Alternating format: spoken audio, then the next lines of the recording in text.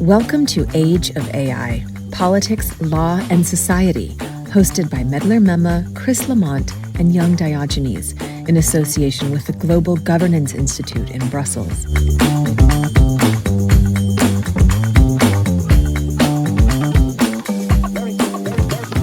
Hello, I'm your host, Chris Lamont, and today I have the pleasure of welcoming Marietje Schaake to the show.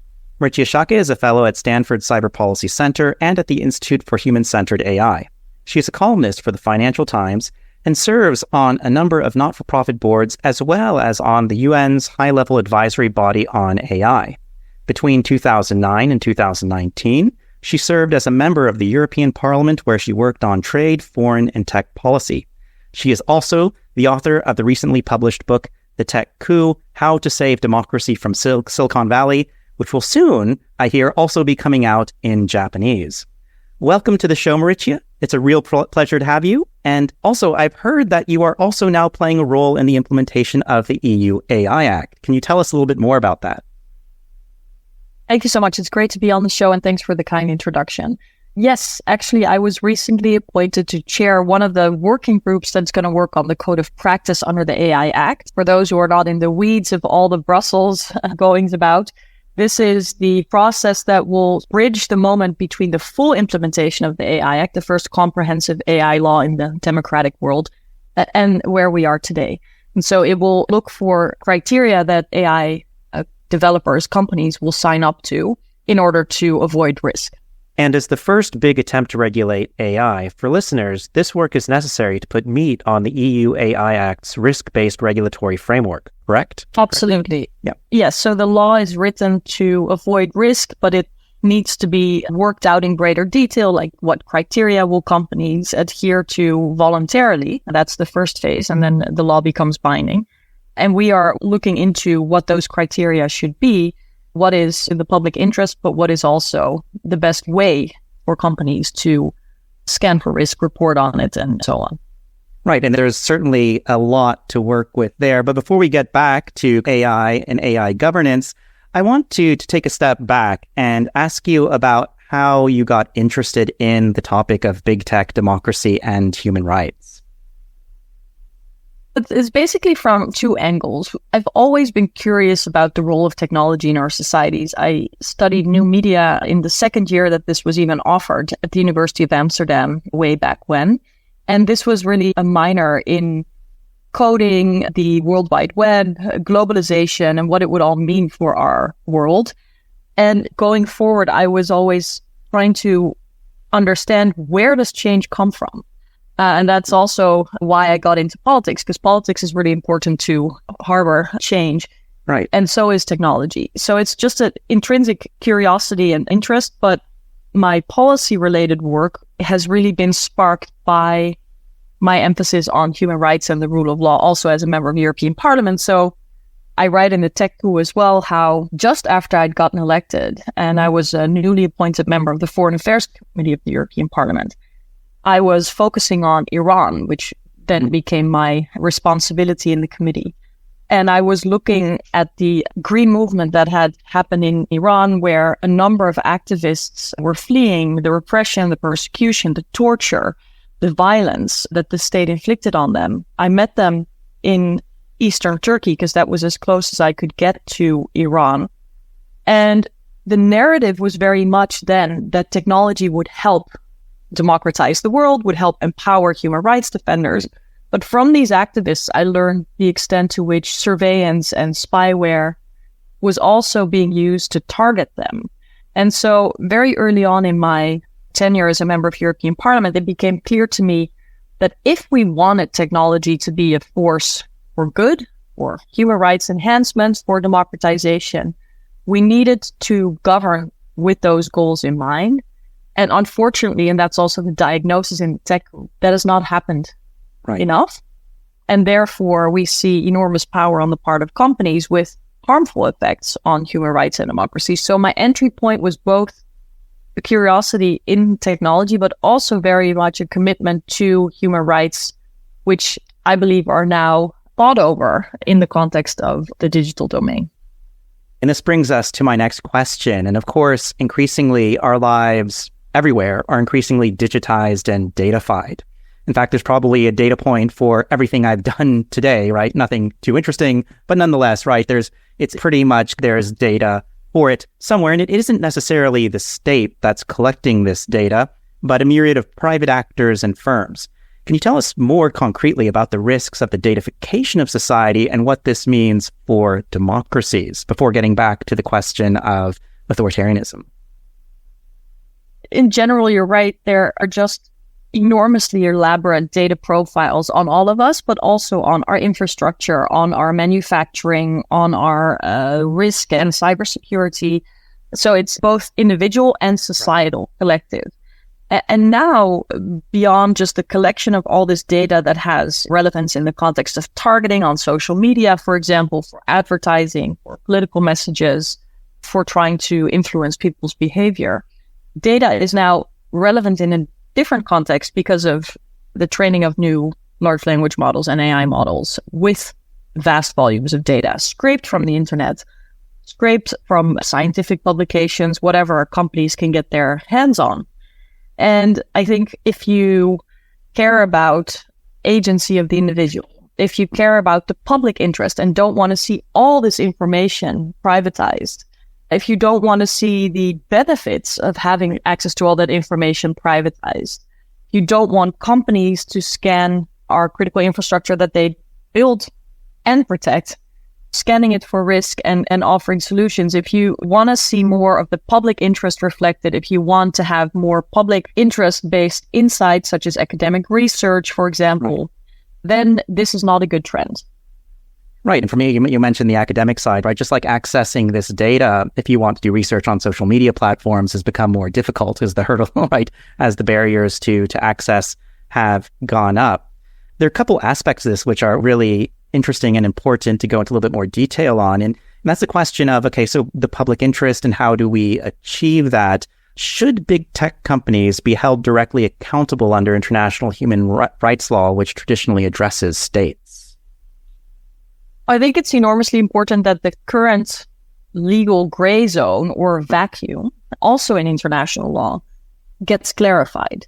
Because in that lack of a clear extension of international law into everything digital, both companies and governments are behaving in ways that are not in sync with the moral foundation of international human rights law and international law writ large. So I think that's really problematic because it erodes the promise and the principle of international law as we speak. For example, there are cyber attacks going back and forth in the digital realm without consideration for the Geneva Conventions, for example. Or there are discriminatory effects of the use of AI that just happen while discrimination is illegal under almost every rule of law-based system and in international law. So I do think we need to find ways towards more accountability. And for me, respect for universal human rights, considering those universal in whichever context they may be at stake, is the anchor of why we have an international rules-based order in the first place. So yes, I think it would be really important that companies are held accountable for their behavior as well.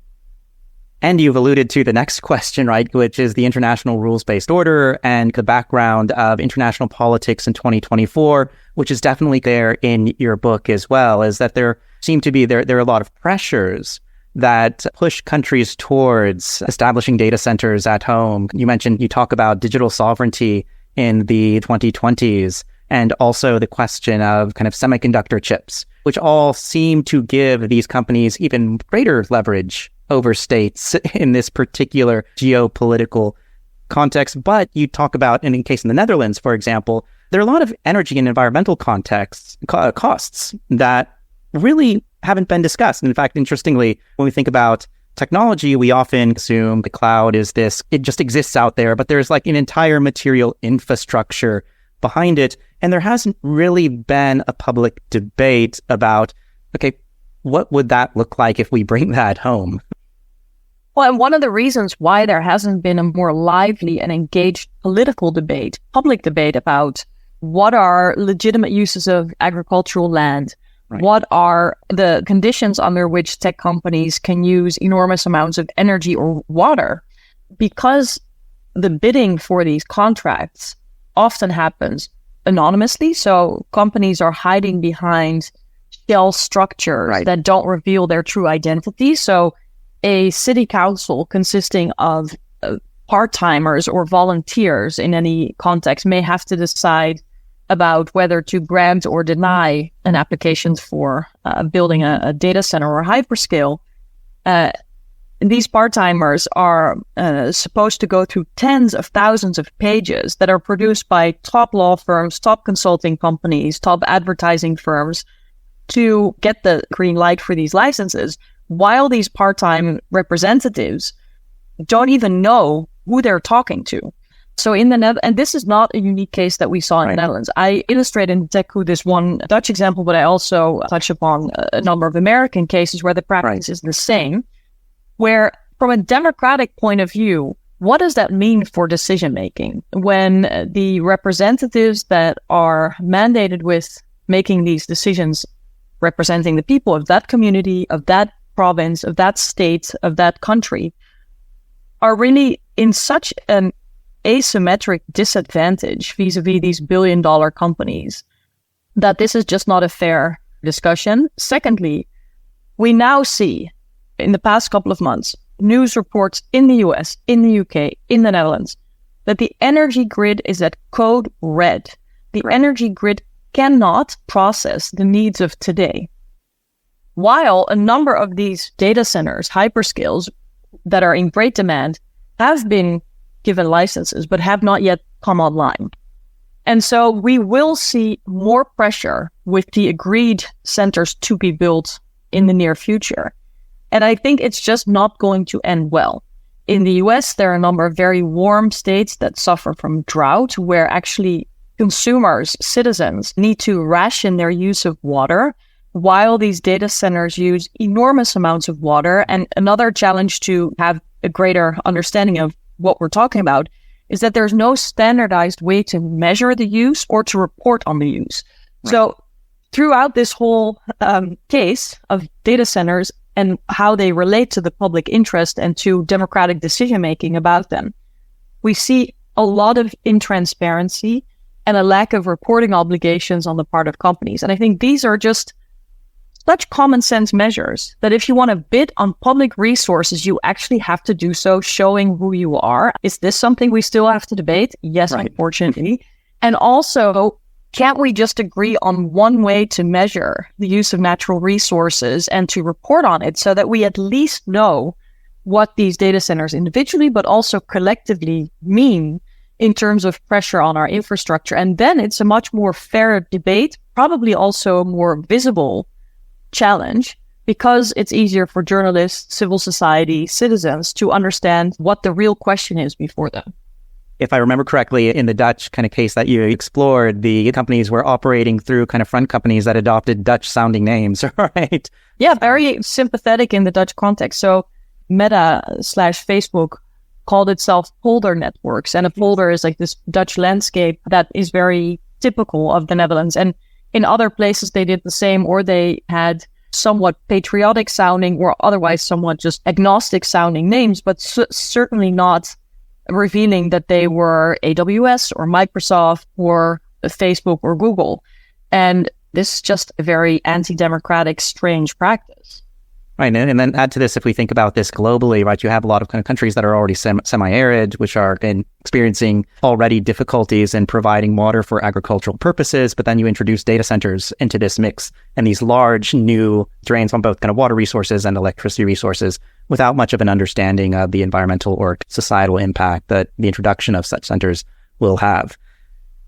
There's also the inflation of promises of good that they will do. So, for example, you will see promises of returning residual heat from these data centers back to the grid. But what the reporting doesn't mention is that you need different and to be built infrastructure to actually absorb this residual heat. So you can't just pump it back into the existing infrastructure. And who's going to build the infrastructure? How long will it take? How expensive is it? What's the carbon footprint of that? And it's misleading. And on top of that, we now see that with AI and the ever-growing hunger for data centers, tech companies are actually far overstepping their initial sustainability promises. Tech companies, and this is all coming out after I wrote the book, but Google, Microsoft are now buying up nuclear facilities to meet their own energy demands. And so we have a whole new layer of demand, of deception of figures. So basically commitments to sustainable energy use that companies are now stepping away from because they just can't meet it. And in fact, there have also been articles, such as one recently in The Guardian, that show that companies have grossly underestimated their energy use by like 600%. I mean, we're not talking about a few percentages. So essentially, we need to get a grip on the promises these companies make, the needs that they have, and make real decisions about whether this works in our societies and what kind of demands we, in the public interest, have for these companies. And one of the things that you do nicely in your book is you look at how this plays out in different contexts. You zoom in on the United States, the European Union, and China, and also India. I'm sure our listeners will have heard a lot about the first three cases, but I'm sure they're curious about kind of India as an important part of the conversation on tech regulation going forward. Can you tell us a little bit more about why you zoomed in on India? I actually think that the future of tech governance in the democratic world may well be decided by India, because it's such a populous country, because there are so many questions about how democratic it will truly be and remain. So from the perspective of the US and EU, there's a real push and hope to bring India into the sort of broader democratic group of countries of this world in order to form a counterweight vis-a-vis China, something that Indians are very sensitive about and very mindful of. And that's one lens through which the external view of India takes shape.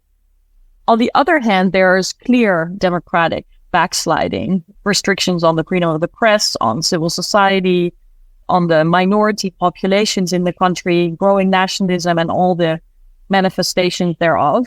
And this also bears on tech policy.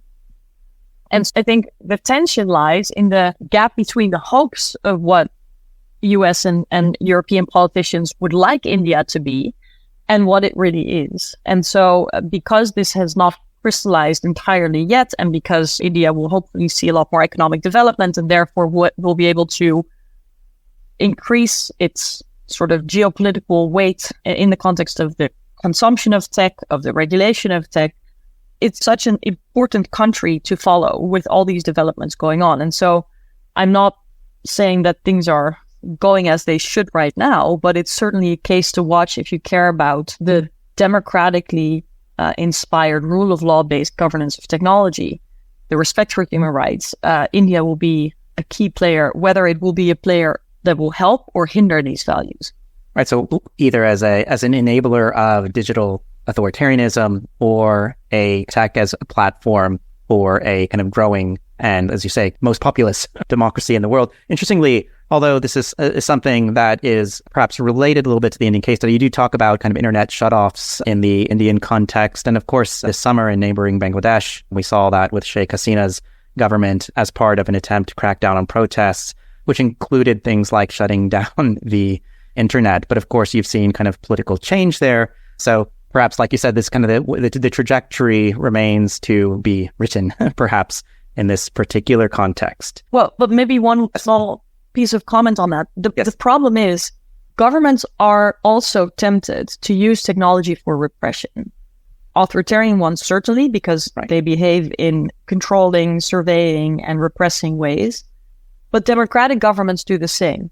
And because there is not a comprehensive governance framework on the part of democracies to deal with technology, which also restrains their own behavior, it's harder, and you will also see a remarkable silence oftentimes to condemn the kind of behavior such as that you sketched in India or Bangladesh. So the credibility of the democracies of this world is also eroding with every gap that they allow to exist between what needs to be regulated, what needs to be more reflective of public interest values also through investments and better behavior by governments is just a huge missed opportunity that I think will ultimately erode the whole support for the universal human rights, the rules-based order, and so on. And in a way, it's easy for people to point to internet shutdowns because that's such a blunt instrument. But if you're looking at, as you said, some of the more sophisticated tools that are used by states to survey and they can be very intrusive, that from this national security perspective, there isn't a lot of disalignment on this side when it comes to kind of national security. And this, as you mentioned, is a tremendous lost opportunity, particularly in the context of the 2020s, for thinking about what will democracy look like going forward. And also in the context of, because you also can explore the Chinese case where there's a very different model and a very different toleration in terms of kind of the role of states in society. Getting a little bit back to the North American, European, and Western context, one thing that has come up is that it seems that technology companies have been more effective than other sectors in pushing a regulation harms innovation narrative or claim. And after all, if we think about kind of civil aviation, we have a highly regulated framework with kind of government oversight at the national level and then in a subsidiary agency of the United Nations involved. And as we see with Boeing, right, when companies push those boundaries, you have significant pushback. But it seems that tech companies have been immune to this. They've not so much been immune as they've been lobbying aggressively against regulation, and they've managed to convince lawmakers both by romanticized narratives about what technology might bring, including through democratization. But the phrase regulation stifles innovation is probably the most successful lobbying frame that I've ever come across, because tech companies truly make it sound as if any regulation is just like a violation of their human rights. You know, it's unjust. It's going to cause harms throughout the world. While indeed, as you mentioned, in civil aviation, but also in environmental protection or in medicine or almost every sector, regulation has often sparked innovation. I mentioned the country that I know best, the Netherlands, which has been forced to innovate by limitations in the conditions of living in such a small country that is friendly, but still battle with the sea at all times. If we would not have innovated, we would not be on dry land as we speak. So innovation can really be sparked by rules or challenges, and rules are often there, we should not forget, to protect the public interest, to make sure that there is respect for fundamental rights, that national security can be protected, there is transparency and independent oversight, that antitrust rules are enforced. So I think there's a legitimacy question. Of course, it is legitimate to have guardrails around innovations, to look at other important aspects in our society. And around AI now, I think it's particularly remarkable because on the one hand, we see companies cautioning for the risk that the technology brings. And on the other hand, they're pushing back against regulation that is to actually mitigate some of these risks. So I believe it's helpful to look at what companies do, not just listen to what they say, and to look at what ultimately is the responsibility of governments, which is to balance all these trade-offs between all various important points. Yes, to having an innovative economy, but also to making sure that the public interest, national security, antitrust rules, and the whole spectrum of other important core principles are upheld. And this gets us towards the kind of the end of the book. One thing I found really interesting is you do mention that in going through these cases and these developments, that this might make you want to like completely log off from the digital world after having had this veil lifted and having learned more about that. But of course, that is not a realistic prospect for most people, livelihoods, jobs, contacts with friends, right? All this requires some sort of engagement.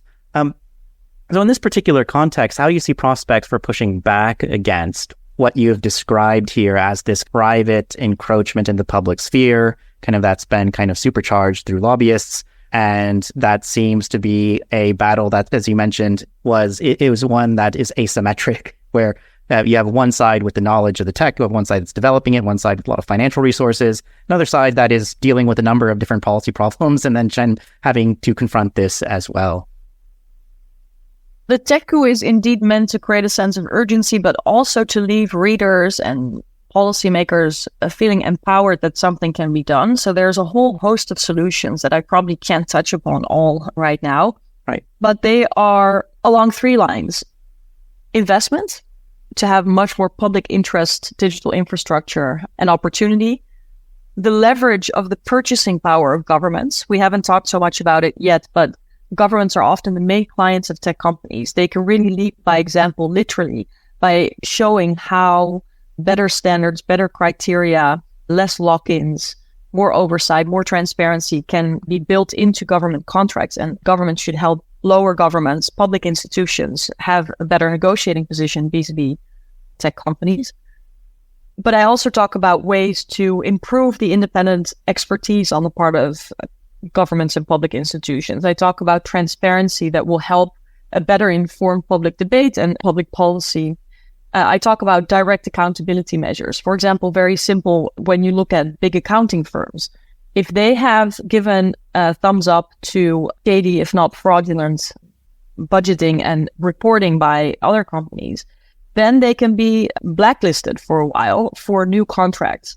And I think we need the same for tech companies. If they have been negligent, if they've seen cybersecurity breaches or data leaks that could have been prevented, then there should be consequences. And there are not enough right now. So having mechanisms to inform expertise and knowledge on the part of the public, to improve transparency and accountability, and to have much more public interest behavior by tech companies, I think will go a long way. And hopefully listeners will read the book to see what that can look like exactly. Excellent. And a lot of food for thought coming from that, particularly when you think about the leverage that governments have. It's something that is not talked about perhaps as much as it should be. And I want to move to one last question. I'm where we are beginning to run out of time here. But of course, in September 2024, the UN Summit of the Future took place in New York, and you had the Digital Compact that was agreed by member states. You seem to welcome this development, the centering of the kind of United Nations within this process. And also you are involved in the implementation of the EU AI Act, which we mentioned at the very beginning. Do you see moves in this particular field as potentially helping to write the course that you were calling for in your answer to my previous question? Couple of observations. I have never seen governments stepping into action collectively, globally, and quickly the way I've seen around the development of particularly generative AI. So it's been a real wake-up call for governments. And the fact that there is such an appetite to step up and to work together, including on the UN level, I think is just a reason for cautious optimism, because it's just so rare in today's deeply polarized world. On the other hand, there's an enormous focus on risk, on national security, on future risk, on systemic risk.